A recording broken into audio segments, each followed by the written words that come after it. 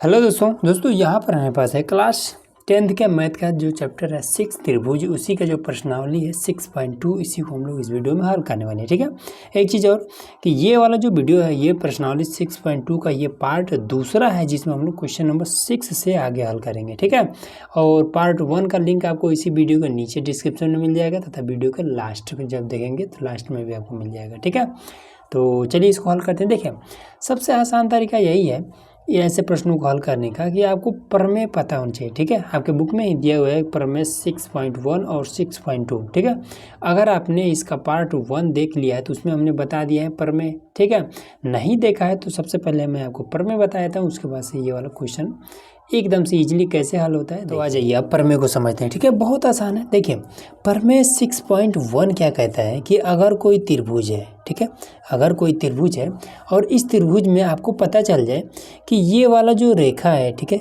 एक रेखा है जो कि क्या है कि इसके एक भुजा के समांतर में, ठीक है, ये वाला रेखा पता चल जाए कि इस भुजा के समांतर है, मतलब कि जब आपको पता चल जाए कि डी ई जो रेखा है ये समांतर है, ये समांतर का चिन्ह है, ठीक है, समांतर है बी सी के, ठीक है, तब हम कहेंगे, ठीक, जब आपको पता चल जाए कि ये इसके समांतर है तब हम कहेंगे कि ये रेखा इस भुजा को भी यहाँ पर काट रहा है और इस भुजा को भी यहाँ पर काट रहा है। ठीक है, तो कहेंगे कि इस भुजा का अनुपात बराबर होगा इस भुजा के अनुपात के। मतलब क्या है कि ए डी ऐसे हो जाएगा, ए डी और बटे में हो जाएगा डी बी और ये क्या हो जाएगा, ये अनुपात के रूप में हो गया, बटे के रूप में हो गया। ठीक है, तो इस भुजा का अनुपात बराबर हो जाएगा इस भुजा के अनुपात के, मतलब कि ए ई बटे में ई सी के। बस यही इतना आपको बात याद रखना है, बस, और कुछ भी नहीं। ठीक, अब सेम उसका उल्टा। ठीक है, जब आपको पता चल जाए कि किसी भी त्रिभुज में दो भुजाओं का अनुपात, ठीक है, ये मान लेते हैं इस भुजा का अनुपात बराबर मिल जाए इस भुजा के अनुपात के, ठीक है, मतलब कि जब पी ए बटे में ए क्यू वाला अनुपात जो है, जब पता चल जाए कि पी बी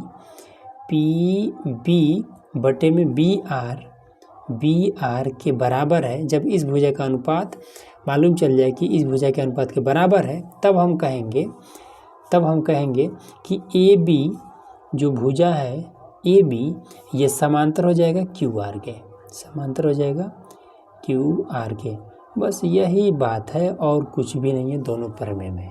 ठीक है, ये तो एकदम से इजीली समझ में आ गया होगा। ठीक, अब इसका यूज हम किस तरीके से क्वेश्चन पर करेंगे, अब आ जाइए क्वेश्चन को हल करते हैं।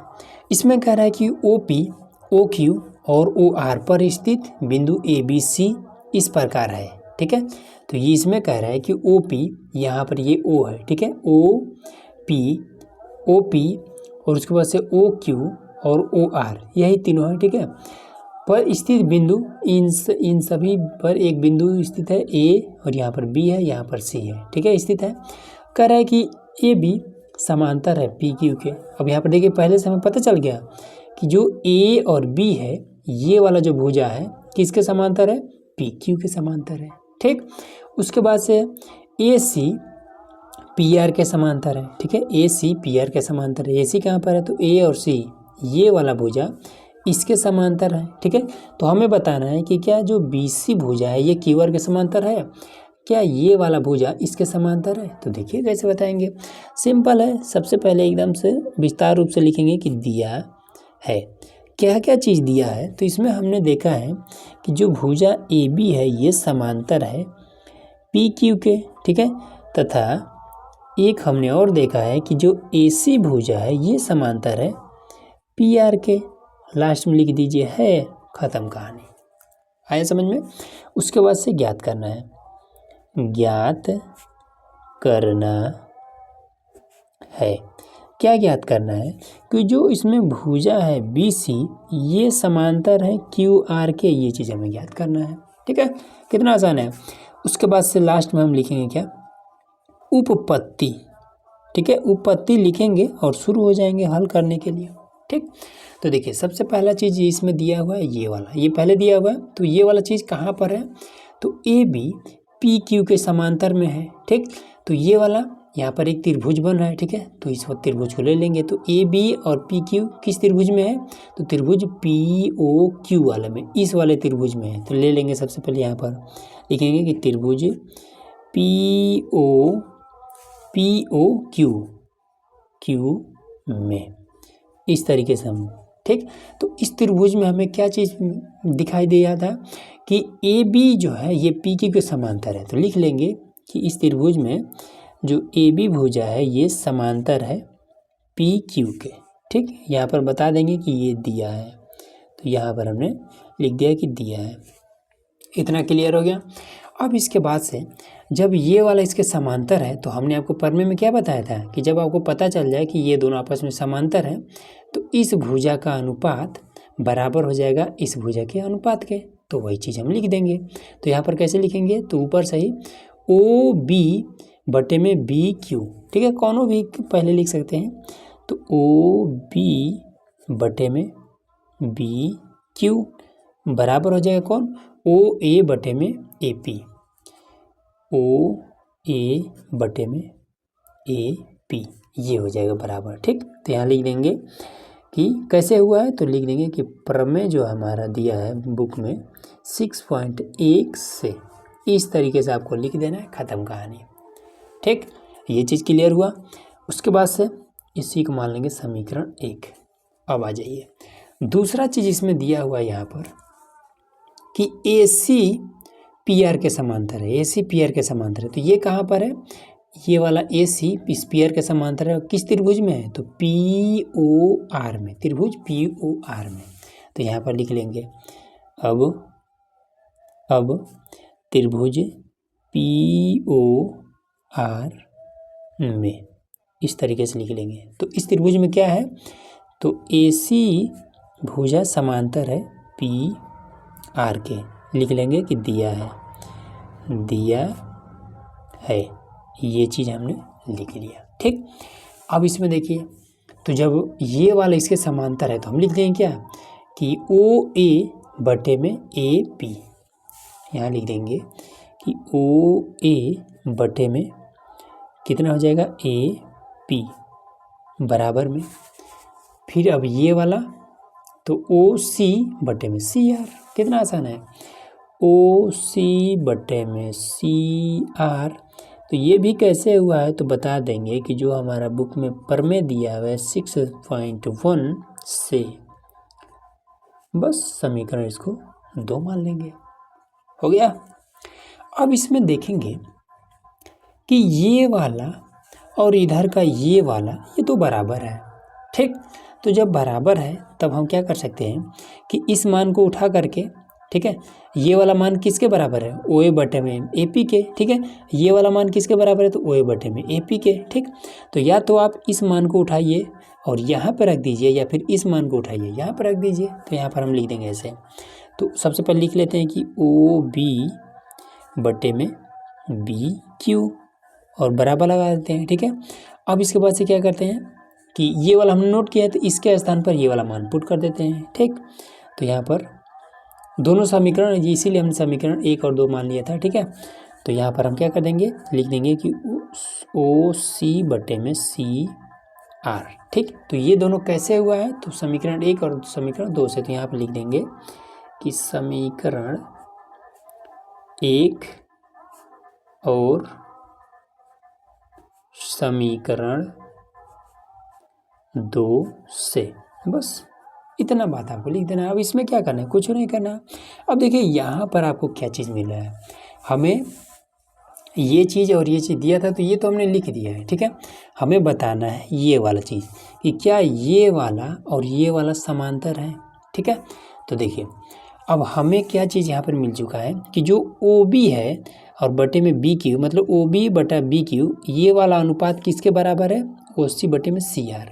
अब फिगर में आ जाइए, तो ओ बी, ठीक है, ओ बी और बी क्यू मतलब ये वाले भुजा का अनुपात बराबर है किसके? ओ सी बटे में सी आर के। फिर से एक बार देख लीजिए कि ओ बी बटा बी क्यू किसके बराबर है? ओ सी बटा सी आर के। यहाँ पर देखिए ओ बी बटे में बी क्यू, इस भुजा का अनुपात बराबर है ओ सी बटे सी आर, इस भुजा के अनुपात के।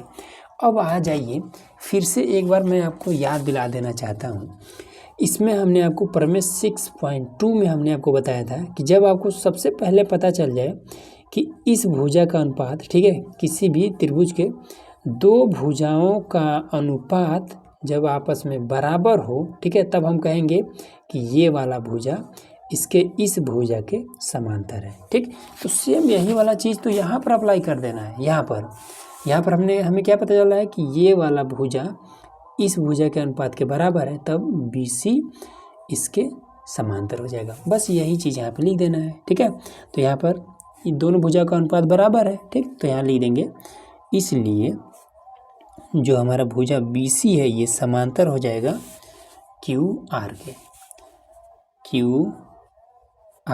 ठीक, अब ये चीज़ कैसे हुआ है तो बता देंगे कि प्रमेय 6.2 से खत्म कहानी। इतना ही आपका लाना था, यही आपका आंसर हो गया। अब देखिए प्रश्न नंबर 7, इसमें देखिए साफ साफ कह रहा है कि प्रमेय जो प्रमेय है आपका 6.1 का प्रयोग करते हुए सिद्ध कीजिए कि एक त्रिभुज की एक भुजा के मध्य बिंदु से होकर दूसरी भुजा के समांतर खींची गई रेखा तीसरी भुजा को समद्विभाजित करती है। ठीक है, समद्विभाजित का मतलब कि दो बराबर भागों में बांटना होता है। ठीक, तो इसको हम ऐसे लिखेंगे। सबसे पहले फिगर बनाएंगे।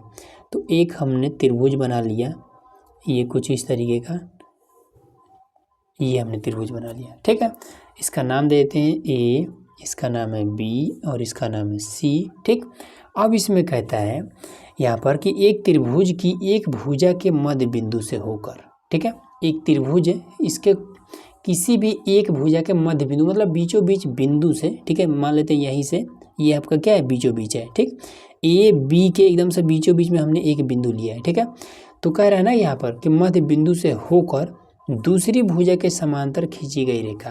ठीक है, तो एकदम से बीचों बीच से एक रेखा खींचना है जो कि उसके एक जो दूसरी भुजा है उसके समांतर में हो। ठीक है, तो देखिए अगर हम इस तरीके से खींच देते हैं, ठीक है, तो ये वाला जो रेखा है इसके समांतर में हो जाएगा। ठीक, तो इसका कुछ नाम देते हैं, मान लेते हैं D नाम देते हैं। ठीक है, अब ये वाला जाके यहाँ पर काट रहा है तो इसका नाम हम E दे देते हैं। ठीक, तो हमें क्या पता है कि यहाँ से और D तक की दूरी बराबर है, कहाँ से, D से B तक की। ठीक, उसके बाद से हमें पता है कि ये वाला इसके समांतर है, ये इतना पता है ना। अब हमें क्या करना है, इसमें साफ साफ कह रहा है कि प्रमेय 6.1 का प्रयोग करते हुए सिद्ध करना है। ठीक, तो देखिए सबसे पहले यहाँ पर इसमें भी लिख लेंगे कि दिया है। अब क्या कर लेंगे, तो हमें पता है कि ये कि D के एकदम से बीचों बीच है, मतलब कि A से D तक की जो दूरी है, A से D तक की दूरी है, ये बराबर है D से B तक। ठीक, तथा इसमें एक चीज़ और दिया है कि जो ये D और E है ये समांतर है BC के। जो इसमें भुजा हमने खींचा था DE, ये समांतर है BC के, है लिखे और बस हो जाएगा। ठीक, उसके बाद से ज्ञात करना है। क्या ज्ञात करना है, तो इसमें कह रहा है कि रेखा, ठीक है, तीसरी भुजा को समद्विभाजित करता है। ठीक है, ये वाला जो रेखा है क्या है, इस तीसरी भुजा को समद्विभाजित करता है। एक भुजा के तो बीचों बीच में है ये वाला। ठीक, दूसरे भुजा, ये रेखा दूसरी भुजा के समांतर में है। अब ये बचा तीसरे भुजा, यही तो क्या इसमें कह रहा है कि ये वाला जो रेखा है इस तीसरी भुजा को समद्विभाजित करता है, मतलब दो बराबर भागों में बांटता है या फिर नहीं, मतलब कि A से E तक, E से C तक ये वाला भुजा बराबर है या कि नहीं, यही चीज़ हमें बताना है। ठीक है, तो हमें बताना है कि जो भुजा है AE ये बराबर है EC के, ये इतना। ठीक, तो यहाँ पर लिख देंगे उपपत्ति।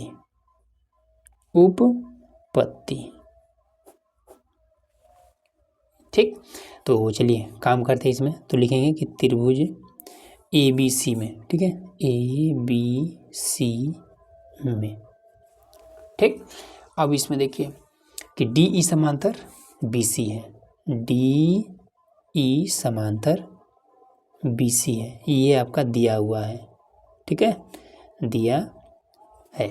अब जब दिया है तो हम यहाँ पर लिख सकते हैं कि AD बटे में DB, ठीक है, AD बटे में DB बराबर ए ई बटे में ई सी। ये हमने क्या किया है, तो ये हमने प्रमेय यूज किया है, ठीक है, प्रमेय 6.1 से। ठीक, अब इसके बाद से तथा हमें क्या चीज़ पता है कि ये भुजा, ठीक है, ए से डी तक बराबर है डी से बी तक, ठीक है, लिख देंगे कि ए डी बराबर है डी बी। ठीक, ये भी हमारा दिया हुआ है, दिया है। ठीक, अब जब ये चीज़ दिया हुआ है तब हम क्या कर सकते हैं, तो जब ये दोनों आपस में बराबर हैं, ठीक है, तो ए डी के स्थान पर हम डी बी भी पुट कर सकते हैं, और जहाँ पर ज़रूरत पड़े तो डी बी के स्थान पर हम ए डी भी पुट कर सकते हैं, क्योंकि दोनों आपस में बराबर हैं। ठीक, तो यहाँ पर हम पुट कर देंगे, तो ए डी और डी बी के स्थान पर ए डी पुट कर देते हैं, ए डी बराबर में ए ई बटे में ई सी। ठीक, ये चीज़ क्लियर हो गया। अब ए डी से ए डी आपका कट जाएगा, जब कट जाएगा तो इधर बचेगा एक। ठीक, तो ए ई बटे में ई सी। ठीक, अब देखिए मैथ का ये नियम होता है कि अगर कोई सिंगल है तो इसके नीचे हम एक लगा सकते हैं, कोई दिक्कत नहीं है। ठीक है, तो इसका गुणा हम इसके साथ कर देंगे, एक का गुणा इसके साथ कर देंगे। ठीक है, तो इसी गुणे एक आपका इसी ही रह जाएगा। ठीक, एक गुणे ए ई आपका ए ई ही रह जाएगा, बस यही तो हमें बताना था। ठीक है, तो ए ई सी बराबर हमें मिल गया ए ई के। ठीक, तो ई से सी तक की जो दूरी है ये बराबर है ई से ए तक, या फिर ए से ई तक, यही दोनों हमें सिद्ध करना था, तो ये हमने सिद्ध कर दिया। ठीक है, बस इतना ही आपको करना है और कुछ नहीं। अब देखिए यहाँ पर हमारा क्वेश्चन नंबर 8वां, ठीक है, इसमें कह रहा है कि प्रमेय 6.2 का प्रयोग करते हुए सिद्ध कीजिए कि एक त्रिभुज के किन्हीं दो भुजाओं के मध्य बिंदु को मिलाने वाली रेखा तीसरी भुजा के समांतर होती है। ठीक है, देखिए ये भी बहुत आसान है, इसमें सिंपल आपको एक त्रिभुज बना लेना है। इस तरीके से हमने एक त्रिभुज बना लिया, इसका नाम देते हैं ए, ये हो जाएगा बी और ये हो जाएगा सी। ठीक, अब इसमें कहता है कि एक त्रिभुज के किन्हीं दो भुजाओं के मध्य बिंदु, ठीक है, अब दो भुजा का मध्य बिंदु एकदम से बीचों बीच लेना है। ठीक है, तो आप इसके और इसके भी ले सकते हैं, और इसके और इसके भी ले सकते हैं। ठीक है, इधर और इधर भी ले सकते हैं, चाहे जिधर ले सकते हैं, कोनो दिक्कत नहीं। ठीक, तो सीधा सीधा हम ले लेते हैं, तो ए बी का मध्य बिंदु एकदम से बीचों बीच में यहाँ ले लेते हैं। ठीक, और ए सी के एकदम से बीचों बीच में यहाँ ले लेते हैं। अब ये दोनों हमने मिला दिया। ठीक, तो दो हमने क्या कर लिया, दो भुजा की यूज हमने कर लिया। ठीक, तो हमें बताना है कि ये वाला जो रेखा है इस तीसरे भुजा के समांतर में है या फिर नहीं है। ठीक, तो इसका नाम दे देते हैं, तो इसका नाम डी और इसका नाम इधर ई दे देते हैं, ख़त्म कहानी। ठीक, तो यहाँ पर लिख लेंगे कि दिया है क्या दिया है कि जो ए से डी तक की दूरी है, ए से डी तक की जो दूरी है ये बराबर है डी से बी तक की दूरी, डी से बी तक की दूरी। ठीक है, उसके बाद से लिख देंगे कि तथा ए से और ई तक की जो दूरी है, ए से ई तक की जो दूरी है ये बराबर है ई से सी तक का, ई से सी तक है। इतना तो आपको क्लियर हो गया एकदम से। ठीक है, उसके बाद से देखिए ज्ञात करना है, ज्ञात करना है। हमें क्या ज्ञात करना है कि जो डी ई रेखा है, डी ई जो रेखा है ये समांतर है बी सी के समांतर है, ये चीज़ हमें ज्ञात करना है। ठीक, और उसके बाद से उपपत्ति में आ जाते हैं। ठीक है, तो उपपत्ति में काम हमें त्रिभुज ए बी सी में करना है, तो लिखेंगे त्रिभुज ए बी सी में, ये इस तरीके से हम लिख लेंगे। ठीक है, अब इसके बाद से हमें इसमें क्या करना है, हमें इसमें दिया हुआ है। ठीक है, सबसे पहले तो इसमें हमें प्रमेय 6.2 का प्रयोग करना है। ठीक है, तो देखिए इसको हम सबसे पहले क्या लिख लेंगे कि ए डी बटे में डी बी, ए डी बटे में डी बी। ठीक है, ए डी बटे में डी बी बराबर में ए ई बटे में EC। यहाँ पर एक चीज़ और कि यहाँ पर जो हमने ये वाला लिखा है, ठीक है, तो हमें पता है कि इस भुजा के मध्य बिंदु ये है और इस भुजा का मध्य बिंदु ये वाला है, ठीक है। तो इसलिए हमने इस भुजा का अनुपात और इस भुजा का अनुपात हमने सबसे पहले यहाँ पर लिख लिया है, ठीक। अब क्या करेंगे कि देखेंगे कि ये वाला अनुपात इस अनुपात के बराबर है या फिर नहीं है, ठीक है। तो हमारा सबसे पहले देखिए कि जो आपका प्रमेय 6.2 है उसमें क्या कहता है कि अगर इस भुजा का अनुपात बराबर होगा इस भुजा के अनुपात के, तब ये वाला रेखा इसके तीसरे भुजा के समांतर होता है। तो आइए चेक करते हैं, ठीक है। तो ये चीज़ हमने यहाँ पर लिख लिया। अब इसके बाद से लिखेंगे कि तथा इसमें जो हमारा भुजा है AD, ठीक है, ये इसके बराबर है कि AD बराबर DB कॉमा AE, ठीक है, AE या फिर EA कुछ लिख सकते हैं, कोनो समस्या नहीं है, ठीक है। EA बराबर में EC, ठीक है, दिया है, ठीक। और उसके बाद से इसमें देखिए तो जब मामला बराबर का हो, ठीक है, तो ज़रूरत पड़े तो हम DB को AD के स्थान पर या AD को DB के स्थान पर रख सकते हैं, ठीक है। तो यही चीज़ इसमें भी। तो यहाँ पर देखिए AD दिखाई दे रहा है, हाँ, AD बटे में DB के स्थान पर भी हम AD पुट कर सकते हैं। और उसके बाद से AE, तो AE बटे में EC के स्थान पर भी हम ये वाला पुट कर सकते हैं, ठीक है। तो AE लिखिए,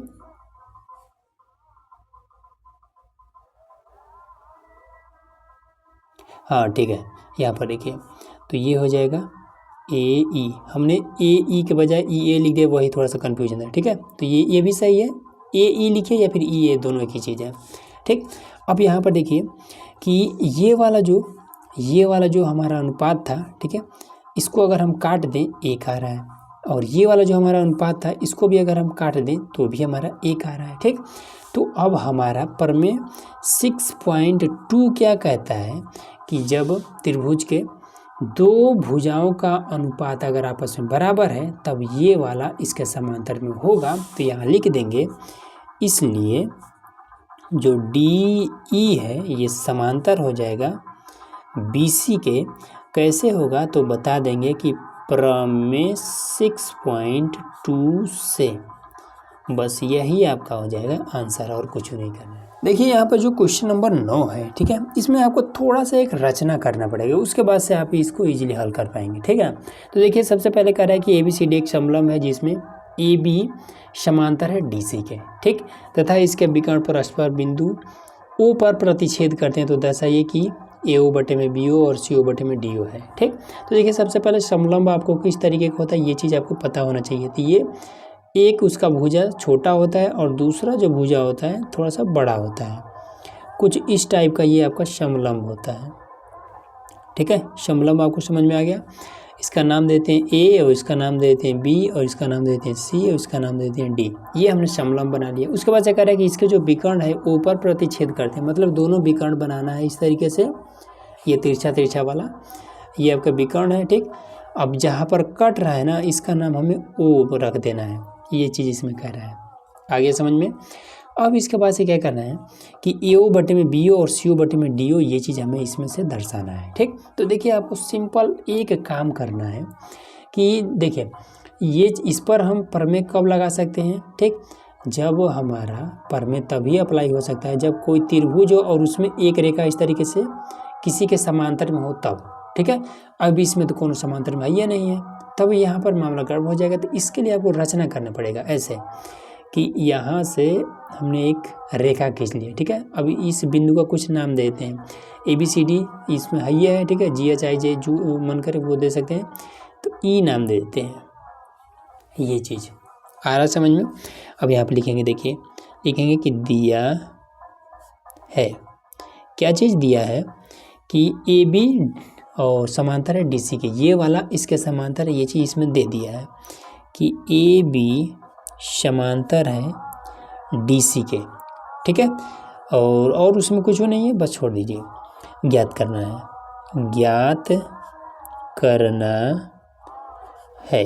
क्या ज्ञात करना है कि जो इसका भुजा है AO, ये BO, AO और BO का जो अनुपात है ये बराबर है CO और DO के, ये चीज़ हमें ज्ञात करना है, ठीक। तो आइए हाँ एक चीज़ और कि इसमें हमने रचना ये थोड़ा सा हमने किया है ना, तो इसको लिख देंगे। तो लिखेंगे कि रचना, ठीक। रचना हमने क्या किया है कि ये रेखा हमने क्या किया है कि इसके समांतर में खींच लिया है, ठीक।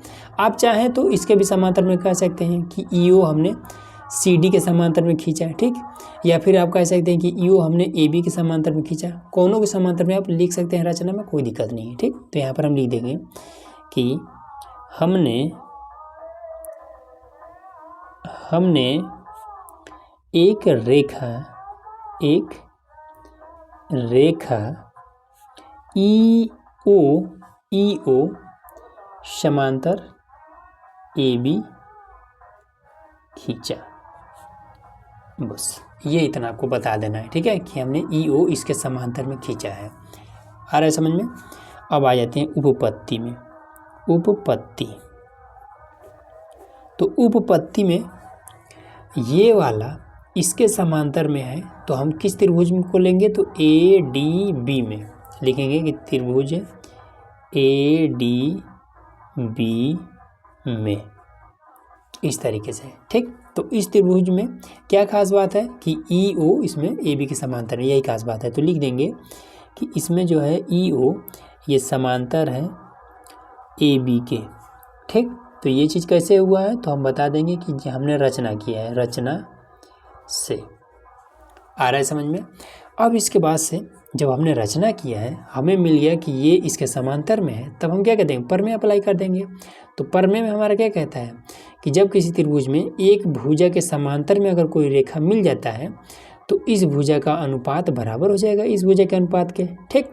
तो लिखेंगे कि DO बटे में BO, तो DO बटे में BO बराबर में लिख देंगे कि DE और बटे में EA, तो DE बटे में EA।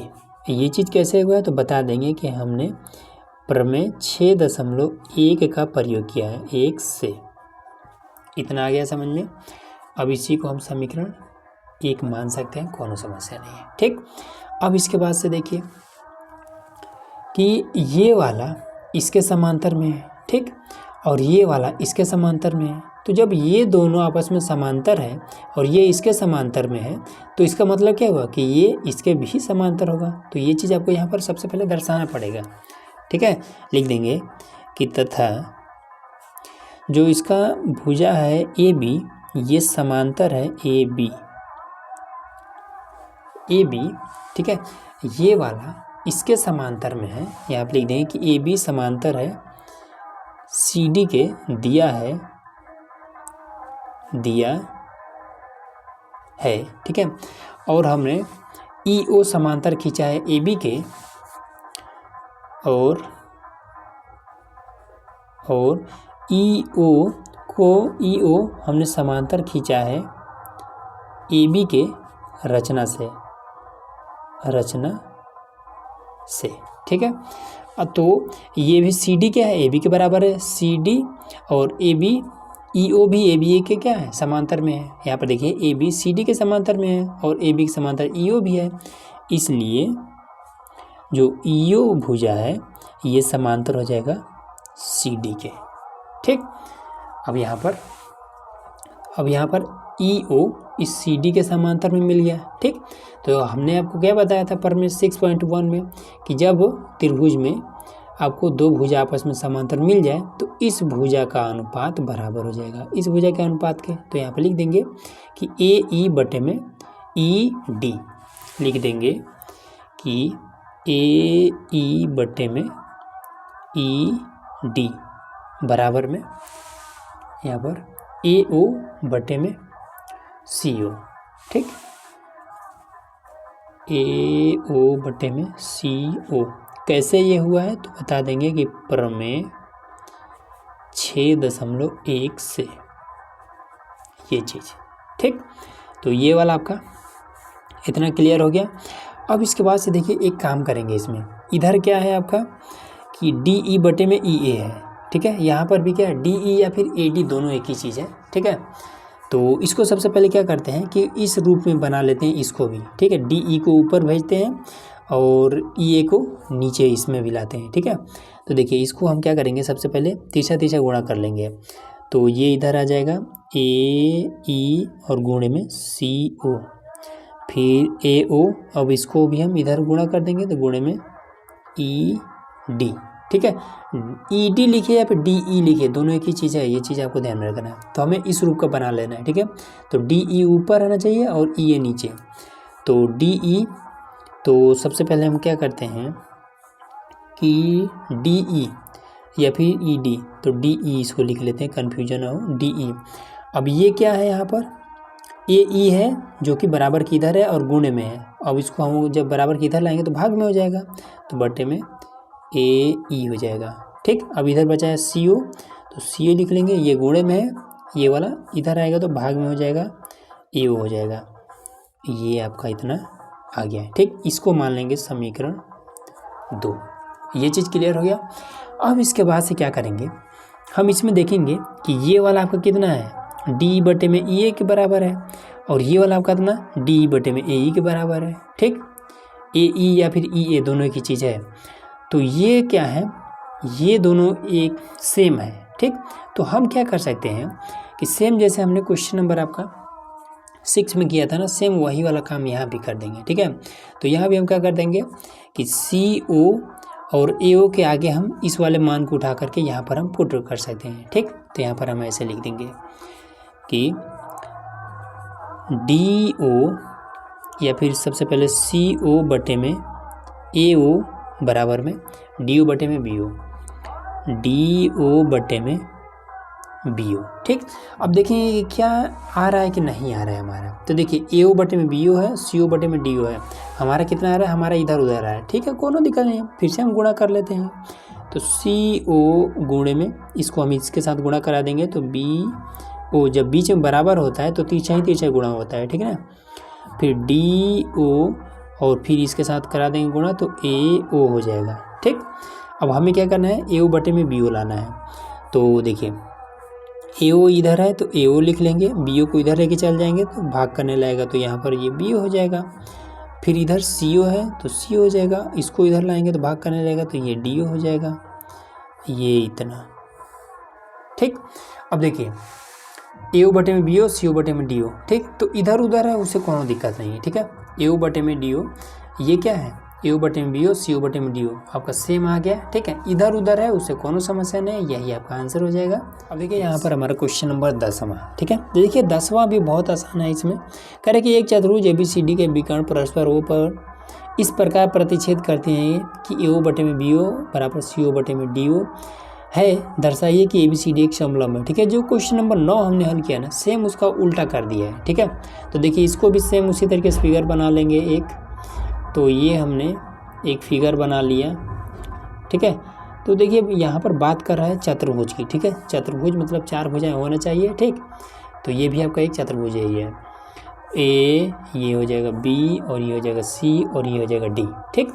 अब देखिए कि ये समलंब तब हो जाएगा जब ये वाला आप सिद्ध कर देते हैं कि इसके समांतर में है तब, ठीक है। अगर ये वाला इसके समांतर में आप सिद्ध कर देते हैं तो वो ये आपका समलंब हो जाएगा, बस इतना ही सिद्ध करना है, ठीक है। और इसके विकर्ण भी खींचने हैं, तो ये हमने विकर्ण खींच दिया जो ओ पर ये प्रतिच्छेद कर रहा है, ठीक।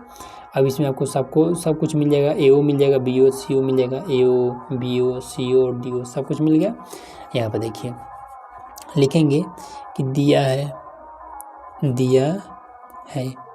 क्या चीज़ दिया है कि इसमें ए बी सी डी एक चतुर्भुज ए बी सी डी है, ठीक है। और इसके क्या है, इसके विकर्ण ए ओ बटे में बी ओ और सी ओ बटे में डी ओ है, ठीक है। तो चलिए इसको कर लेते हैं। तो इसमें दिया है कि जो विकर्ण है इसके ए ओ बटे में बी ओ, ये बराबर है सी ओ बटे में डी ओ के, ये चीज़ इसमें दिया हुआ है, ठीक है। उसके बाद से लिखना चाहें तो लिख सकते हैं कि ए बी सी डी एक चतुर्भुज है, यहाँ पर लिखना आप लिख सकते हैं, ठीक, कोनो दिक्कत नहीं है। ज्ञात करना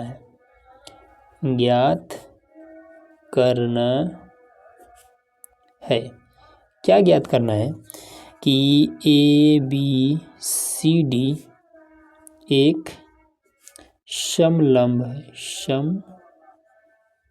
लंब है, ये चीज़ हमें बताना है। ठीक, अब आ जाइए, अब इसमें भी सेम वही वाला काम करना पड़ेगा। आपको एक रेखा खींचना पड़ेगा ताकि आपको इस तरीके के त्रिभुज में आपको एक समांतर में मिल सके। ठीक, तो ये हमने इसका भी नाम ई रख दिया। तो यहाँ बता देंगे रचना, रचना तो हम इसमें लिख देंगे कि हमने एक रेखा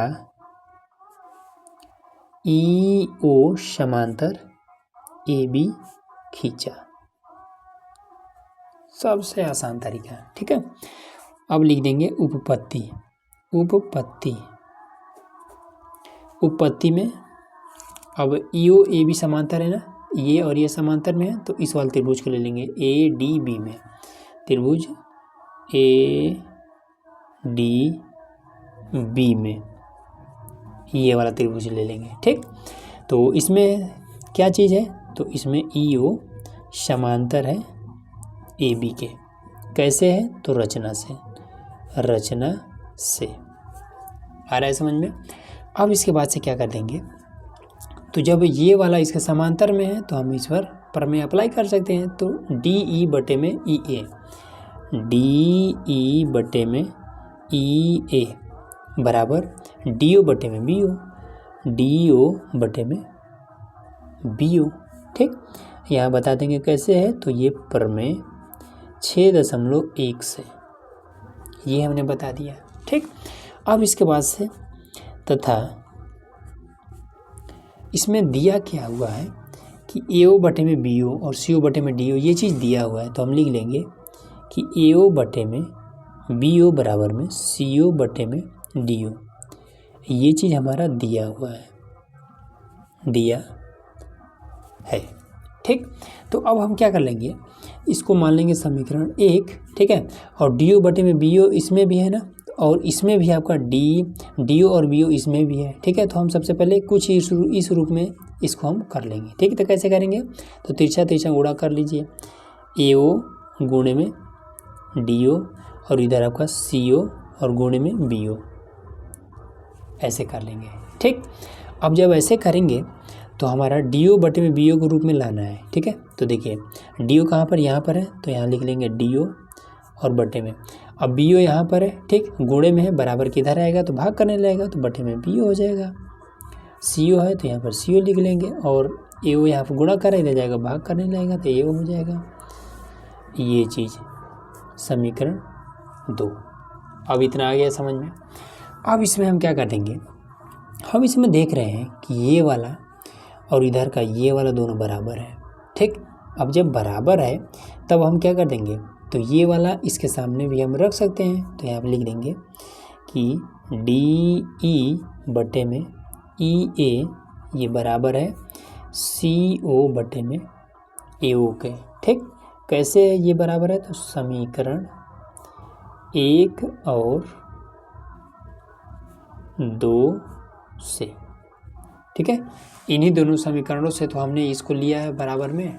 ठीक है, ये दोनों, अब ये इतना समझ में आ गया। अब बस यहीं से आप देखिए, तो यहीं से आप क्या देखेंगे कि डी ई बटे में ई ए बराबर किसके हैं, इस भुजा का अनुपात बराबर है ए ओ बटे में सी ओ बटे में ए ओ के। अब यहाँ पर फिगर में देखिए, तो डी ई, ठीक है, डी ई और ई ए, इस भुजा का अनुपात, यहाँ पर फिर से देख लीजिए कि डी ई और ई ए, डी ई और ई ए इस भुजा का अनुपात बराबर है सी ओ बटे में ए ओ, सी ओ बटे में ए ओ इसके अनुपात के बराबर है।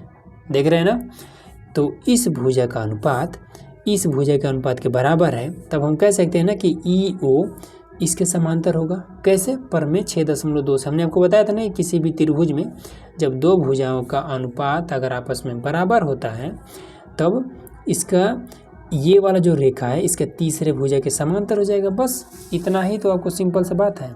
तो यहाँ लिख देंगे कि इसलिए जो इसमें ई ओ है ये डी सी के समांतर हो जाएगा। तो इसलिए जो ई ओ रेखा है ये समांतर हो जाएगा डी सी के। कैसे समांतर हुआ है, तो बता देंगे कि जो इसमें प्रमेय है 6.2 इसी से, ठीक है, से ये चीज़, ठीक। अब इसके बाद से अब हमें पता है कि ईओ के समांतर ये वाला है, ठीक है, हमने यहाँ लिया है, ठीक, रचना से हमने ये वाला लिया है। तो यहाँ पर हम दर्शा देंगे कि ईओ समांतर डीसी है, ठीक, तथा ईओ समांतर एबी भी है, ठीक, ईओ के समांतर एबी भी है। तो हम इसमें देख रहे हैं कि ईओ जो है ये समांतर है डीसी के और ईओ एबी के भी समांतर है, ठीक। तो यहाँ लिख देंगे कि तब डीसी समांतर ईओ और समांतर एबी हो जाएगा, ठीक। अब इसमें ये इसके समांतर है, ठीक, और ये वाला इसके समांतर है। तो जब तीनों एक दूसरे के समांतर में है ये हैं तो ये वाला इसके समांतर में हो जाएगा, ठीक है। तो वही चीज़ यहाँ पर है कि डीसी ईओ के समांतर है और ईओ के समांतर एबी भी है। तो यहाँ लिख देंगे कि अतः ए बी डी एक समलंब है।